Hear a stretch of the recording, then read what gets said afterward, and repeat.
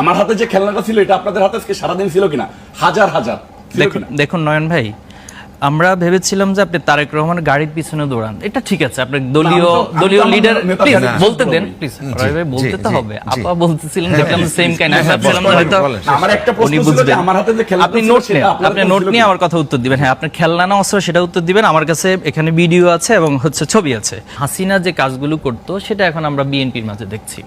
এরপর ছাত্রলীগ যে কাজগুলো করতো সেটা আমরা ছাত্র দল এবং দেখছি।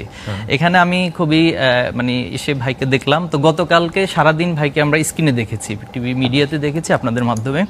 তো সেখানে দেখেছি ভাই হেলমেট পরিহিত অবস্থায় হাতে অস্ত্র নিয়ে তিনি লিড দিচ্ছেন এবং কিছু কিছু জায়গায় তিনি পুলিশ ওটাকে কি বলে যে GA5 না কি বলে এগুলো, আজকে যেটা আপনারা খেলনা না আজকে যেটা সারা বাংলাদেশের শিবির হাতে নিয়েছিল ওইটা।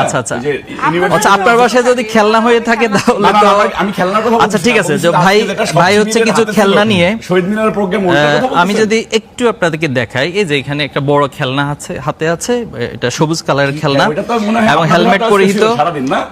হেলমেট পরিহিত অবস্থায় আছে। এরপরে আপনাদের হাতে ছিল না, আমাদের হাতে না, এটা আমরা গণমাধ্যম ছিল। এই অস্ত্রগুলো আপনাদের হাতে ছিল? দেখুন নয়ন ভাই, জিজ্ঞেস করতে ছিল কিনা? আমার হাতে যে খেলনাটা ছিল এটা আপনাদের হাতে আজকে সারাদিন ছিল কিনা?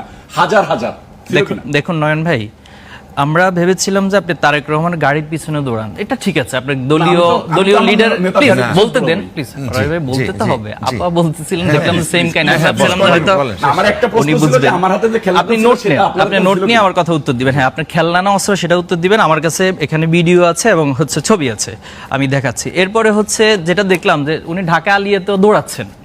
তো আমি ভাবছিলাম যে শুরুতে তারেক রহমানের কোনো সাপোর্ট ছিল কিনা ঢাকা আলিয়াতে, কিন্তু দেখলাম যে না, সেখানে আসলে হল দখল করার জন্য তারা গিয়েছেন এবং সেখানে রাতের বেলা স্ট্যাটাস দিয়েছে ওনাদের দখল করার জন্য, যে বিএনপির লোকজন চলে আসবে। এখন ওনারা কেন গিয়েছে এটা উত্তর ওনারা দিবে।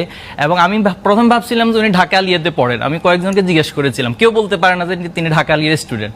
তাহলে ঢাকা আলিয়ার স্টুডেন্ট না হয়ে আপনি কেন সেখানে যাবেন? সেখানে হল দখলের জন্য সেখানে যাবেন, কি জন্য গিয়েছিলেন? এবং সেখানে গিয়ে শুধু শিক্ষককে হামলার কথা তো বলেছে, শিক্ষকদের ল্যাপটপ চুরি করা হয়েছে এবং অনেক কিছু সেখান থেকে চিন্তাই করে নিয়ে আসে, যেটা ওনাদের চাঁদাবাজি চিন্তাকারী হিসেবে অলরেডি এস্টাবলিশড হয়ে গেছে। ঠিক একই নমুনাগুলো দেখাচ্ছেন। তো এখন আমাদের প্রশ্ন হচ্ছে যে এই যে কাজগুলো হচ্ছে, এটার জন্য তো আসলে ক্ষমতা পরিবর্তনের জন্য তো আমরা জীবন দেই নাই। আপনারা তো ধান খেতে কাটিয়েছেন। ওনার কিছু বিষয় আমি সম্ভবত মিডিয়াতে চোখে পড়েছে, উনি ওনার নির্যাতনের শিকার হয়েছেন, অনেক গল্প আছে, অনেক কারা নির্যাতিত হয়েছেন। তো এই যে গল্পগুলো ভুলে যান কেন ভাই? হাসিনাও তো আগে তো অতীত থেকে শিক্ষা যদি নিত, তাহলে হাসিনার পরিণতি তো আজকে এইভাবে হতো না। আর আপনাদের কাছে তো এখন চাক্ষুষ প্রমাণ এবং এই প্রজন্ম পুরাটা এখন প্যারালালি আপনাদের সামনে আছে, আপনাদের চারপাশে অবস্থান করতেছে।